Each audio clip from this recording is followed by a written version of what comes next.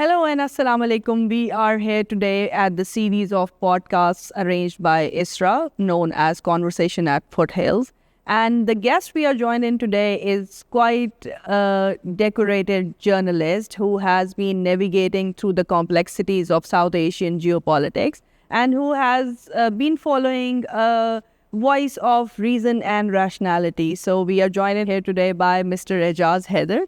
Ejaz Sab, how are you today? I'm very well, thank you. Just Ejaz, plain Ejaz would be good. That's quite a And fan decorated, moment. decorated makes me happy, although I don't know what I'm decorated with. No, but, come on. Well, a career through electronic and print media where you have talked a lot about across the region's geopolitics and especially I'm really a little fan of your perspective where you let rationality comes into the ideas and where you actually contextualize the ideas. So that's a beautiful part of it. Thank you. Yeah, so looking forward to this conversation.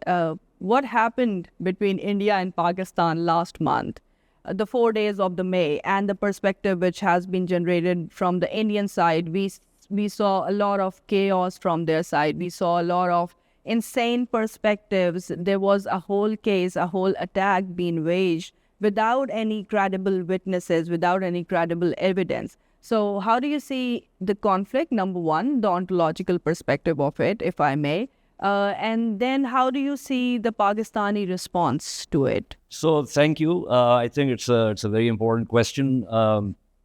There's obviously a trajectory. You can't take a snapshot view of what has happened.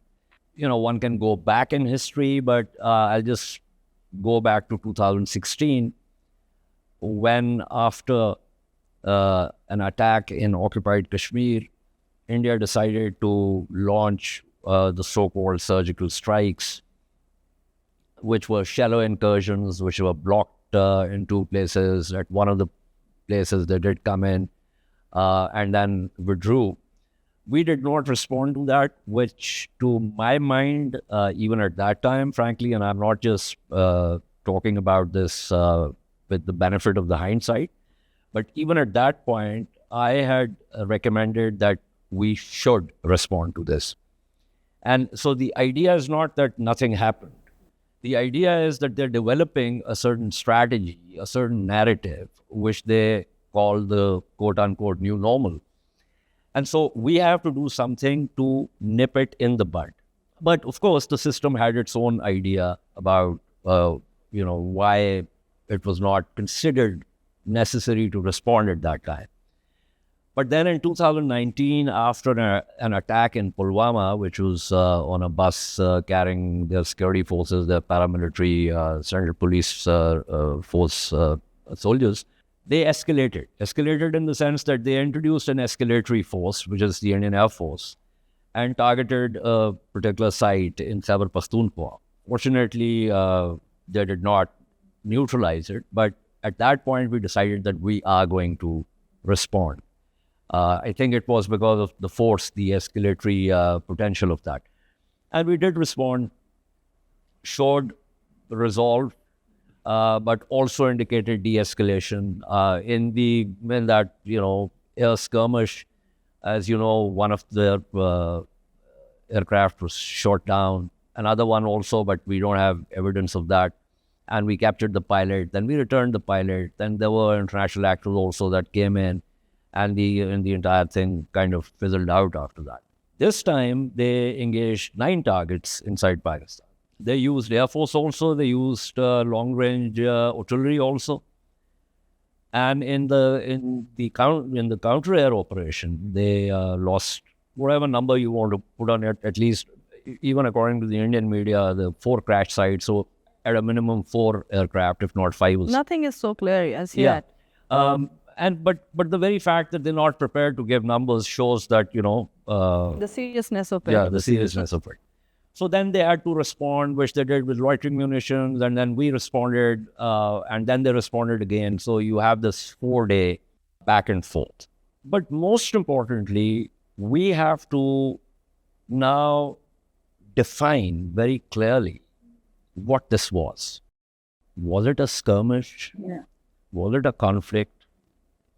Would we call it war? Yeah, or political theater maybe? We'll come to that. Well, that I would address under I would say, the heading of what their political strategic objectives were. But the definition of what it was is important not only in terms of our future preparedness, but also in terms of creating a legal case and a diplomatic case. Because one thing is certain, and that's very clear from the statement given by Indian Prime Minister Narendra Modi when he spoke to the nation, in which he said 4 things.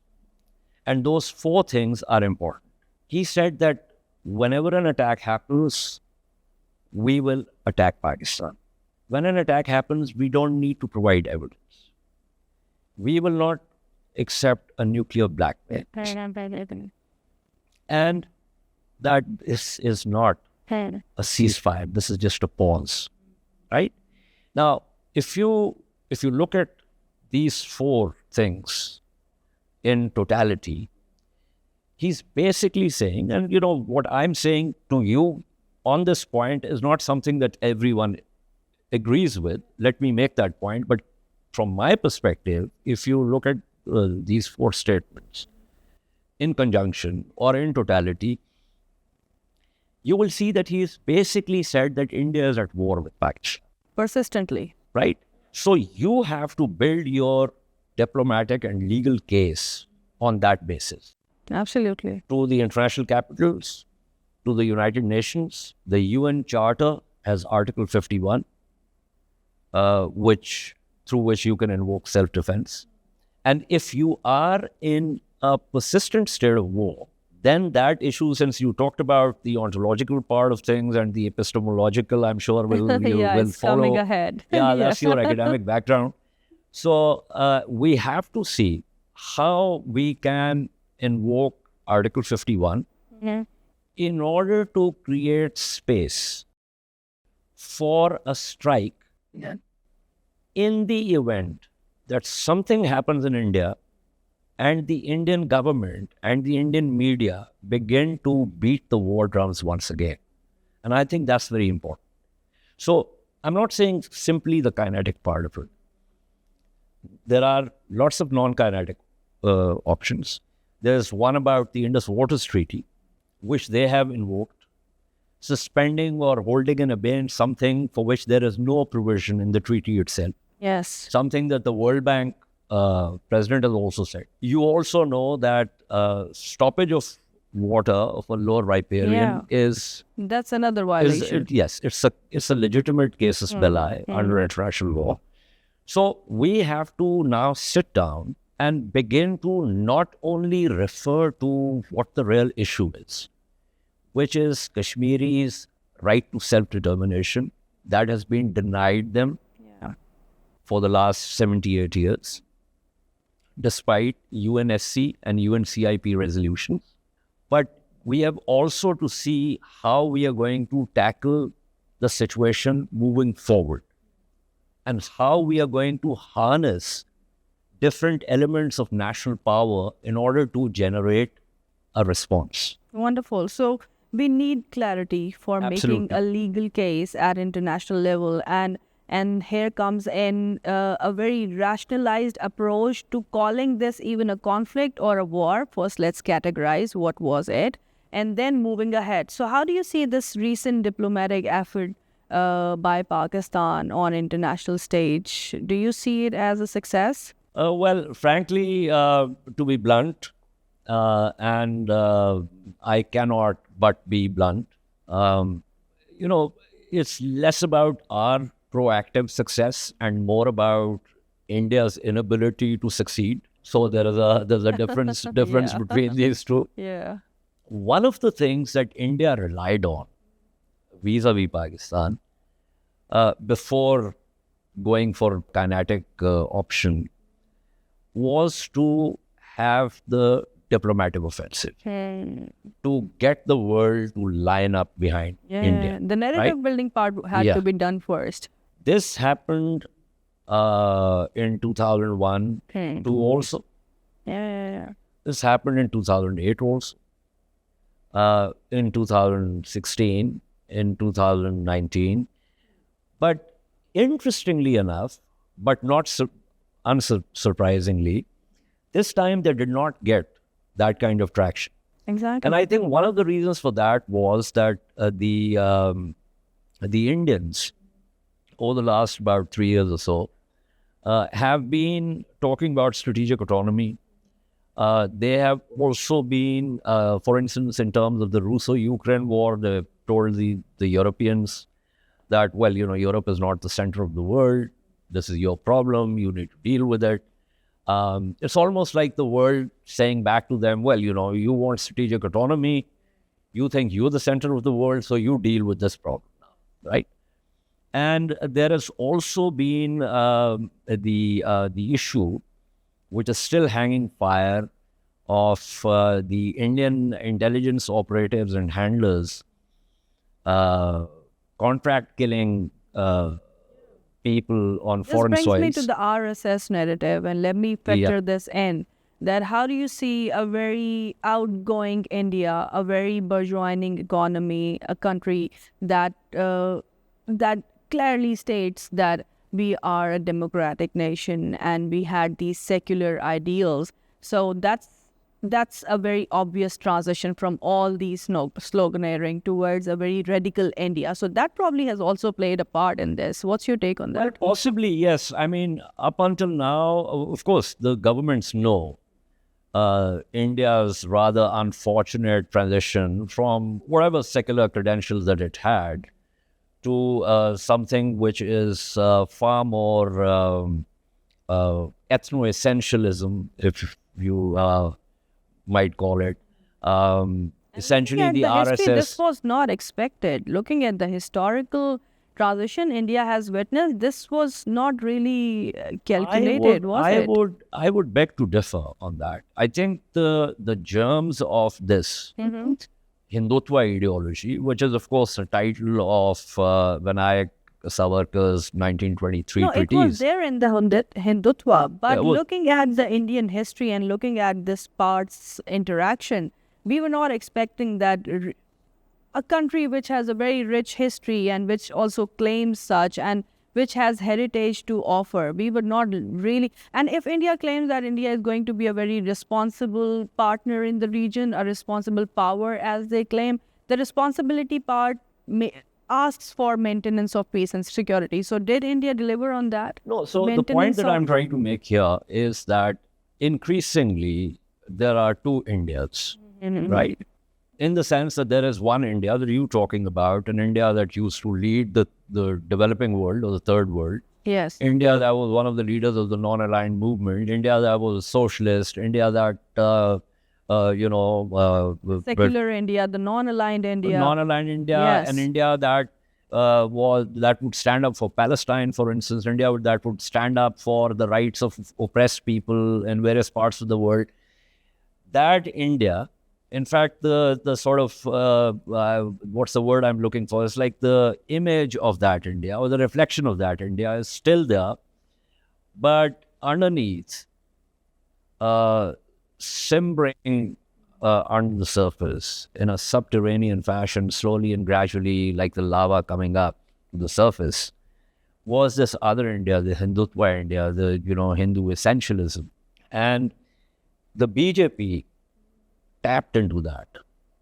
And with the Rath Yatra and then the whole Babri Masjid issue. Yeah, the sentiment was there. Yeah, so something that was on the political fringes at one time slowly became a juggernaut, right? And then, of course, they have been winning big. In between, of course, we had the Congress governments they have been intervening for 2 terms. And, but BJP is now a major political force, like the biggest political force, just on its own steam. I'm not talking about I'm allies. interjecting here. Don't you think there is a disengagement of masses with the political elite? Because this conflict also revealed the two sides, the two society, the Indian society and the Pakistani society. Then the Indian society, the masses were somewhere else, the media was communicating something else, and the Indian political elite was absolutely in some other direction. So, and in Pakistani side, on Pakistani side, there's rather a coherence of interest, or masses and political elite and the forces and everyone coming on one side. I'm not sure. I haven't done any sampling, but from what the media in India were churning out and what was being lapped up and how their social media handles were operating, it seemed that huge numbers had actually been activated in some way by the government and the government's talking points. So to that extent, I would say that there was a nexus between what the government was thinking or doing and a large part of the rest of India. In the case of Pakistan, we went into the conflict pretty divided internally, especially politically. But because we had been aggressed against, the people got together. There was a force. Yeah, so people got together because of, it's almost like when Comrade Mao talked about when he wrote that essay on contradiction. Yes. He talked about the principal contradiction. Where does the principal contradiction lie? Is it between the Communist Party and the Nationalists? The Nationalists, yeah. Or is it between China and the external aggressor, which at that time was Japan? And his argument was that the principal contradiction right now is between China and Japan. And once this issue is resolved and the Japanese have been pushed out, then of course we'll return to, the secondary contradiction, which is, now secondary at this point, will become the principal contradiction, which is exactly what happened. Yeah, exactly. So there is a disengagement. Let's agree on that. There was a disengagement between masses and on the Indian side.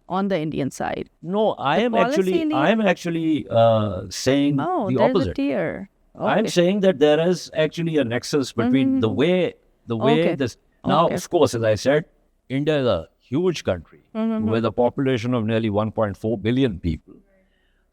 So we don't know how many people have got all these handles and how many people are watching these channels and the rest of it. Big machinery which is at play. So, but people who actually matter, the middle classes, for instance, the government itself, its Hindutva constituents, all of them, let's assume they are like what, about 300 million people, which is still bigger than the entire population of Pakistan, frankly. But then the rest of the population does not really matter. It's the people in the middle classes, the constituents and the rest of it who actually matter in terms of disinformation campaigns, in terms of propagating a certain point of view and the rest of it. Right. So I don't have the numbers for that, obviously, but it was a sizable population. And as I said, even if it were 300 million, it would still be at least half of, like... The societal discourse is yet to be explored, I think, from the Indian side. So let's look forward to that. But coming to what is it you explained, but coming to why did it happen? What do you think? What were the initial motives behind it? Was India trying to re-establish its image in the region and globally? Was India looking forward to, or maybe looking towards, or maybe they miscalculated the threat? Or was it a calculated effort to transition this Kashmir issue from its existing ontological identity towards another episteme? What do you think? So those are lots of questions, actually. One thing is very clear, as I said earlier, that there is now a certain trajectory, right? If you take a longitudinal design of this, starting 2016 and 2019 to 2025. So to that extent, there's already a rhetoric, there's already a stated policy, and then if something happens, you obviously... the rhetoric again sort of goes up, the entire thing wilds up. And then people in India, they want the rhetoric to match actions on the ground, which is what you call in literature as the commitment trap. So there's the commitment trap. Then India was hoping, I'm sure this time also, because of its diplomatic heft, to be able to get the world behind it, which it failed in doing. Much to his chagrin, if I may. if you recall, Jayashankar said that, we want partners, not preachers, Yes. right? Yeah. Although the world was not preaching, the world was simply saying, act rationally, don't do this. Then, because India thinks that it already has a certain image in the world, and it has already sketched an image of the world of Pakistan for the world. Therefore, it can take aggressive actions. No one will question it, and Pakistan will be in the doghouse, and therefore it will have space to play. Then, of course, it's partnership with the United States, where the United States government, successive administrations, as well as policy wonks, even academics have been writing papers, policy analyses and the rest of it, essentially saying India is the net security provider in this region. India has to be the countervailing force to China. Exactly. And gone to the extent of where they have changed the geographically more appropriate nomenclature of Asia Pacific to Indo-Pacific, right? So that's another element. And then, of course, there has been this entire sort of assessment over the past quarter century that Pakistan is conventionally inferior to India. And India had convinced itself, and the rest of the world had also convinced itself that if India can find a small band in which it can operate against Pakistan below the nuclear threshold, and in that particular band, whether it's the opening round, whether it's the subsequent round, India will give Pakistan a bloody nose. And then Pakistan will either have to climb up as an escalate, which it will not be able to do because there will be international diplomatic opprobrium, or it will just climb down. This was essentially the kind of thinking in 2019 also. And for some bizarre reason, this was the thinking this time also. But the basic premise was upended both times. Then instead of Pakistan getting a bloody nose, it was India that got a bloody nose, right? So, but the actual problem is, and I'm just trying to preempt your next question here, which is, and this question came up earlier today in our discussion also, about whether the two sides have deterred each other. And my response is no, they haven't. Because deterrence essentially means that India knows that it cannot aggress against Pakistan, and Pakistan knows that it cannot aggress against India, although Pakistan does not aggress, but even in terms of responding. So the idea of deterrence is that the sword is not bloodied. So it doesn't matter whose blood is on the sword. The fact is that if it does get bloodied, then deterrence has failed. Yeah. Right? It may not have failed at the higher order of attacks, but at the lower rungs, it has failed, right?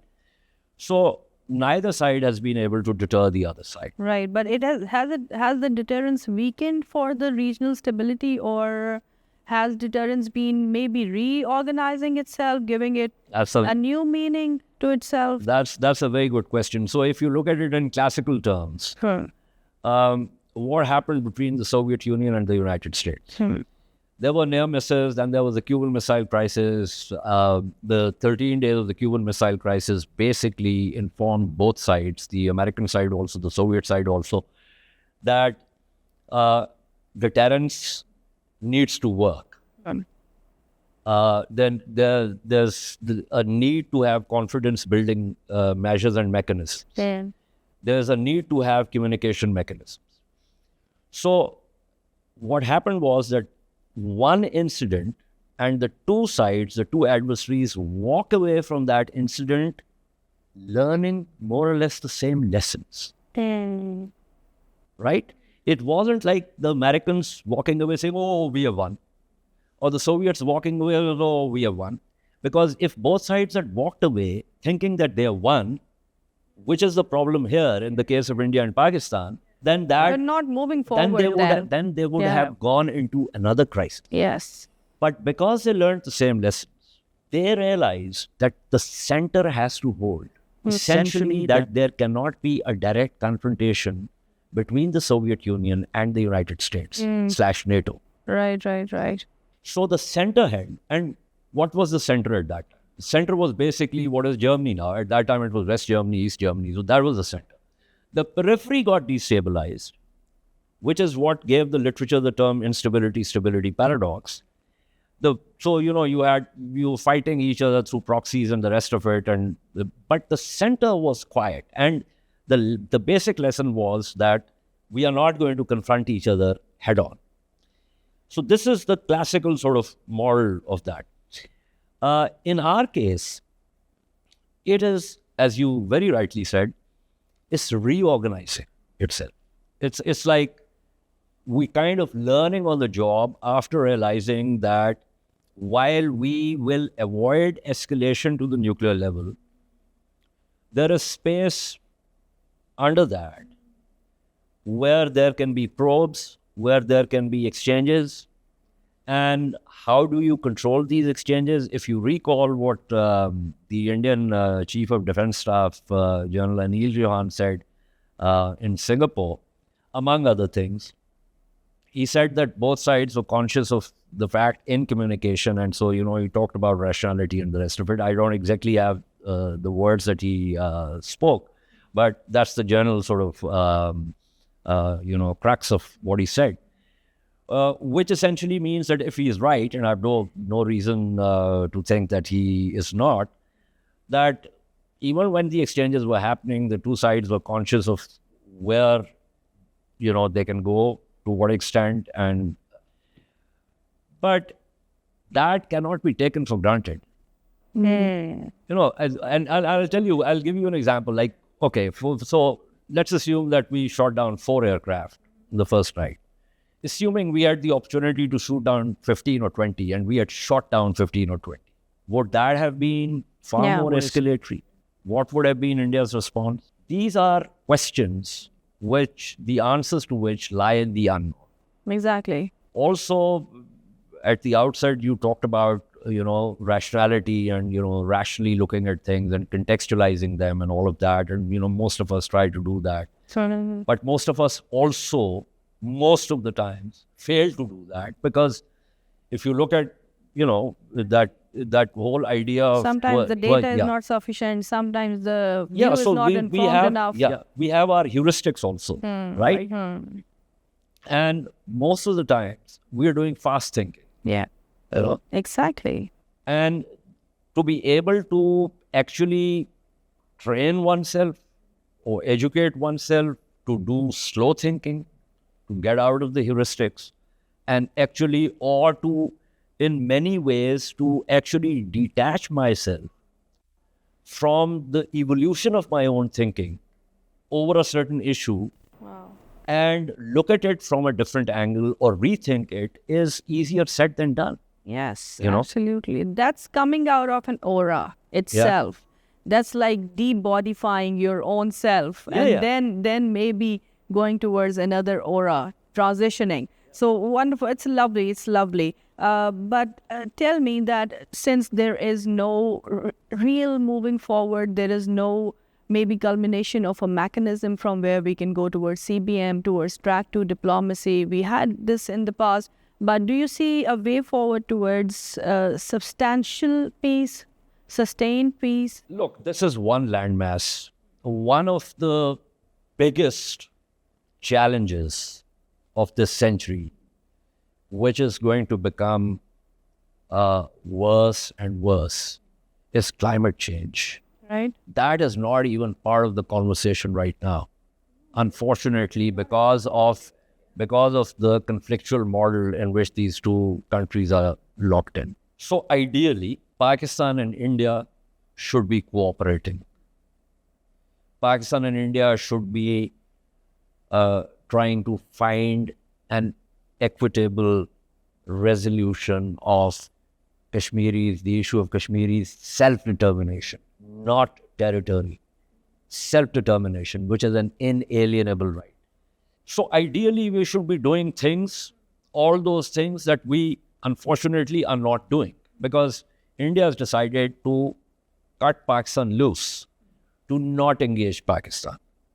and to think that, as if Pakistan does not exist. Unfortunately, a number of Indian scholars, otherwise sensible people, Exactly. have been trying to give intellectual underpinnings to this absurd policy, to the extent where some of them are saying South Asia is not even a region. And it just amazes just me. for the It's sake of mind-boggling. refocusing your geopolitics, you Yeah. actually are negating the region. Precisely, right? So because SARC is interred, they've decided that they're going to intellectualize that entire thing and say that South Asia is not a homogeneous region, which, as I said, is absurd. We have to ideally get out of this mindset and begin to cooperate. And I don't think that these issues are intractable, but they have been made intractable now. Now, in the real world, obviously, we have to operate on the basis not of what ought to be, but what is. So we cannot mix our is's and wishes. In which case, we have to, in Pakistan, be prepared that India is now in a state of war with Pakistan, as enunciated by the Indian Prime Minister himself.